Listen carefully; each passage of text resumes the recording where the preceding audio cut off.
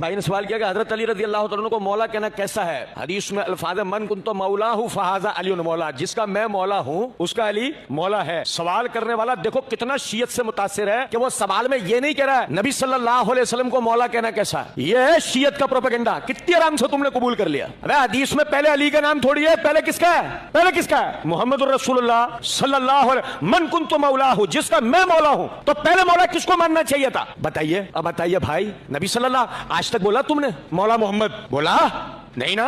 کیوں؟ تم اب تک شیعت کا پروپیگنڈا تمہارے پاس آیا نہیں تھا، مولا علی کے لیے آ گیا، تم نے فوراً قبول کر لیا۔ غدیر خم کی حدیث کے مطابق جس کا مولا میں اس کا مولا علی بھی ہے، تو پھر حضرت علی کو مولا علی کہتے ہیں، لیکن محمد کو مولا کیوں نہیں کہتے؟ آپ نہیں کہتے ہوں گے، ہم تو کہتے ہیں اللہم صلی علی سیدنا و مولانا محمد، بالکل کہا جاتا ہے۔ کس نے آپ کو کہا نہیں کہا جاتا؟ مولانا کہا جاتا ہے، اس پہ میری ویڈیو بھی دیکھ لیں۔ اب مجھے بتائیں، نبی علیہ السلام صدیق نہیں ہے کیا؟ صادق اور امین ہے نا؟ تو ہم نبی علیہ السلام کے نام کے ساتھ کبھی بولتے ہیں صدیق؟ ابو بکر کو صدیق کہہ رہے ہوتے ہیں، تو ابو بکر کو صدیق کہتے وقت آپ کے دماغ میں شیطان یہ وسوسہ کیوں نہیں ڈالتا کہ محمد صدیق نہیں ہے؟ صرف اس لیے کہ حضرت علی کی کوئی بات ہضم نہیں ہوتی۔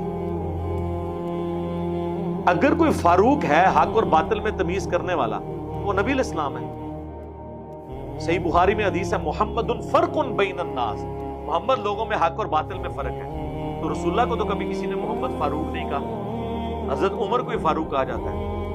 تو سرکار مولا علی دا بھی مولا ہضم کر لو۔ ہن تے انہوں نے بھی ہضم کر لیا جڑے کہندے سن اللہ تو علاوہ کوئی مولا ہی نہیں ہے، ہن وہ بھی مولا علی کہندے، مولا علی۔